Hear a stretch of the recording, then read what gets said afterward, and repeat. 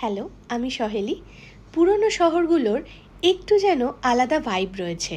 সরু গলি, পুরানো দরজা, রোদে ফিকে হয়ে যাওয়া দেওয়াল, সব কিছু মিলিয়ে যেন একটা নীরব গল্প বয়ে চলে। নতুন বিল্ডিং, ক্যাফে, রেস্টুরেন্ট সবই হয়তো হয়েছে, তবুও এর মাঝেই এই পুরনো শহরটা নিজের মতো করে যেন বেঁচে আছে। রাস্তার ধারে দাঁড়িয়ে থাকা পুরনো বাড়িগুলোতে রং ফিকে হয়ে গেছে, দেওয়ালে দাগ পড়েছে, তবুও যেন মনে হয় লুকিয়ে আছে কত গল্প।